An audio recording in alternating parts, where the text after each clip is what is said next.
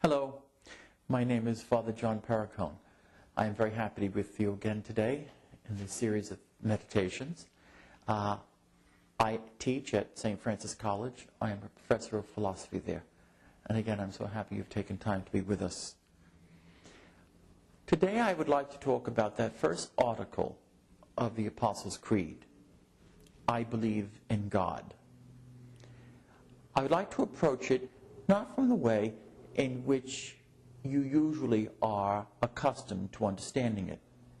Most Catholics believe in God by virtue of their Catholic faith, and they have absolute and firm certitude of God's existence because Mother Church has told us.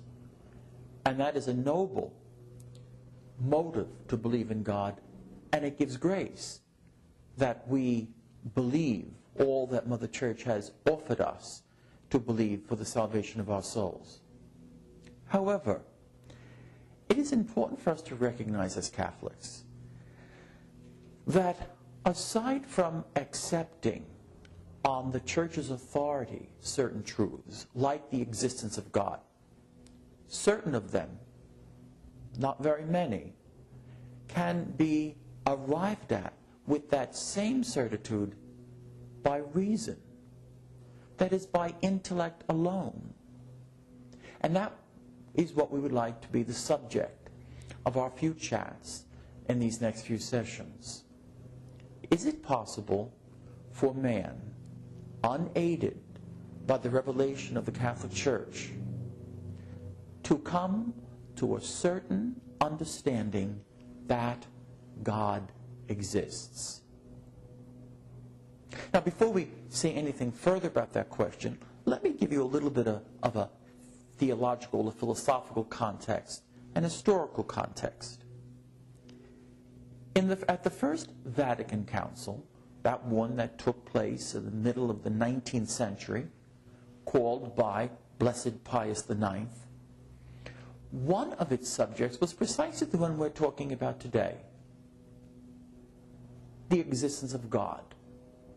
And the question was this: does man, in his natural reason, without the assistance of the revelation of the Church, is man capable of arriving at a certain knowledge of God's existence? Now, there were some who would say no, that it is only by accepting the revelation of Almighty God from the Church that we could arrive at a certain and clear understanding of God's existence. The Church condemned that position. She called it fideism. Fideism is that position which would insist that the only way to arrive at a certainty of God's existence is through the act of faith. The Church declared that it is possible to arrive at a certainty of God's existence by using reason and reason alone. You see, God created us in His image and likeness. Part of that image and likeness is to possess an intellect whose purpose, whose very nature, is to be able to know and to grasp the truth. Moreover, He has given us a will. It's right within the nature of what makes us to be men and women, makes us to be like God. What is the purpose of the will? The purpose of the will is to embrace, to love the good.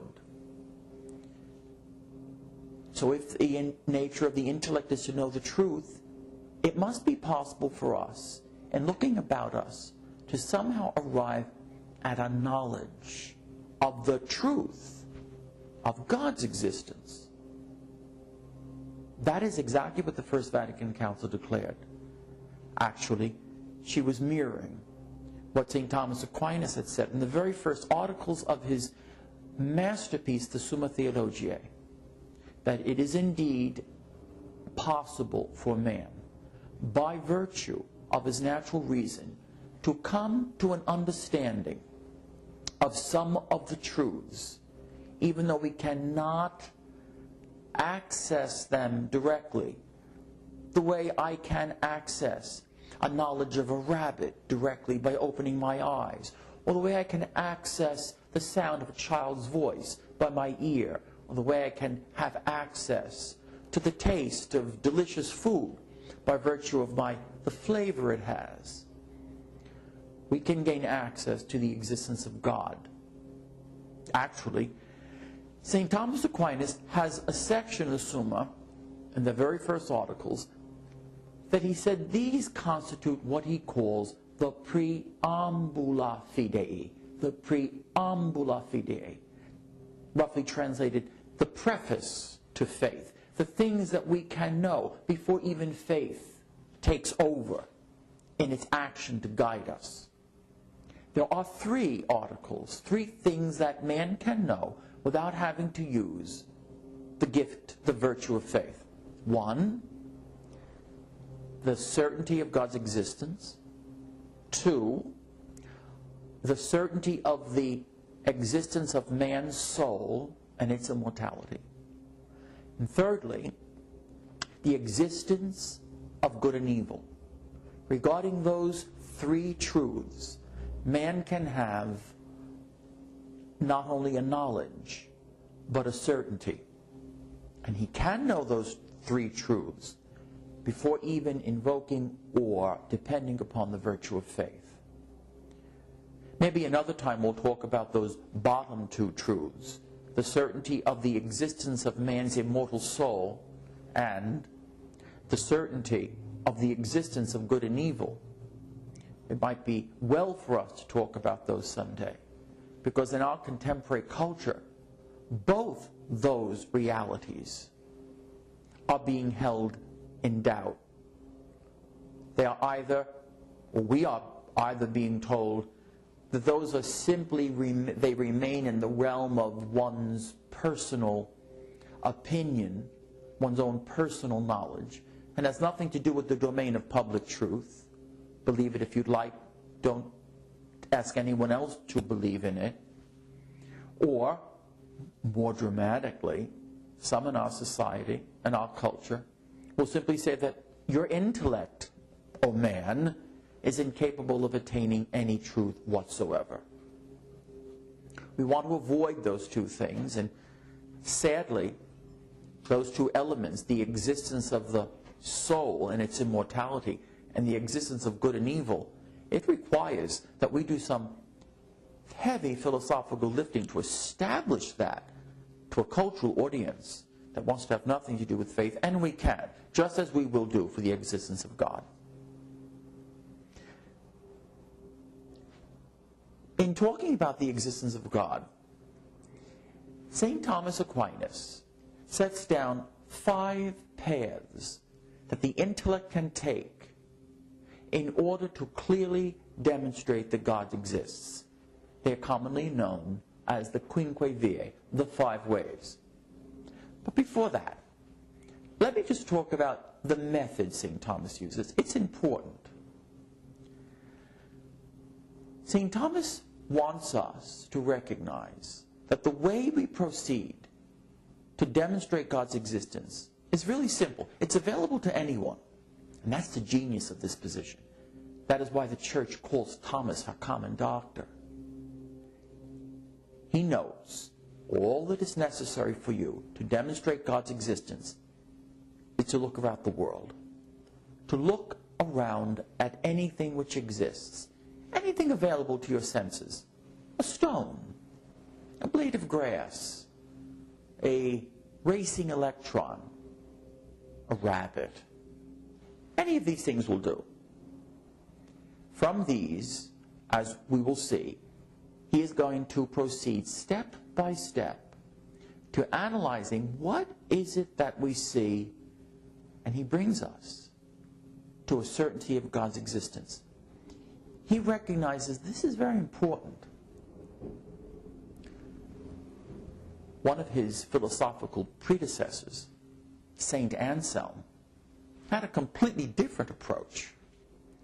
He also attempted to prove God's existence in a very famous philosophical work called the Proslogion. In that work, Saint Anselm insisted that in order to demonstrate God's existence, no need to look at the world around you, that blade of grass, or that stone, or the baby's voice. All that is necessary, according to St. Anselm, who wrote this in the 11th century AD, was to look inside your mind. Think about your idea of God. Think about what that idea means. When you do, you might come up with something like this. God is that about which nothing greater can be conceived. Seems to be okay to me. Seems to be quite persuasive. Then Anselm goes on to say, well, my goodness, if God is the most perfect, and in order to have the perfection of all perfections, you have to exist, St. Anselm concluded that God therefore must exist. If he's the greater than which nothing greater can be conceived, if he doesn't exist, then I could conceive of something which does exist that would be greater than him. We're doing St. Anselm a little bit of injustice by not really protracting the way he goes about proving God's existence, but that's essentially it. St. Thomas found some problems with that. Certainly no problem with St. Anselm's faith, God forbid, but some problems with the way St. Anselm reasoned. Essentially, St. Thomas said, well, when you have an idea of God, and you simply say, the idea of existence seems to be compatible with the idea of God, where have you gone? St. Thomas would say, nowhere. You've stayed in your intellect, haven't you? You haven't demonstrated to me anything in reality. You're weaving things all up there in your mind. And that might seem perfectly consistent to you. St. Anselm's proof to this very day is quite consistent and persuasive to a whole lot of folks. But it's wrong. It proves nothing except the consistency of ideas. We want more than that, don't we? We want to persuade the person we are talking to that God's existence is as real, and in fact, more real than that blade of grass, than the child's voice, than you who are sitting and listening to me right now. St. Anselm's approach comes to be known as an a priori approach, as opposed to St. Thomas Aquinas, who's an a posteriori. Very simply, St. Anselm is beginning to want to prove God's existence before the consultation with the ordinary experience of all men. St. Thomas says that's not going to do. The way we begin to prove God's existence is after, posterior, after we have consulted the experience of men. This is where St. Thomas wants to begin. And that's where we're going to begin. His 5 proofs. They're magnificent. They've brought so many, including many of my students, to a sober recognition that indeed God exists. And take note, from there, the honest mind will go on to say, if God exists, then very likely he can speak to me. He can speak to the church. Given a little bit more thought, that kind of mind becomes open to God becoming flesh. Those are other questions, but at least what Thomas is doing is tilling the soil. When he talks about the 5 ways to prove God's existence, he is asking us, look at the world, take anything, take that blade of grass. What he's asking us in each one of those proofs is to take note of something very obviously clear to the way I perceive that thing, and we take off from there. Give you a brief overview.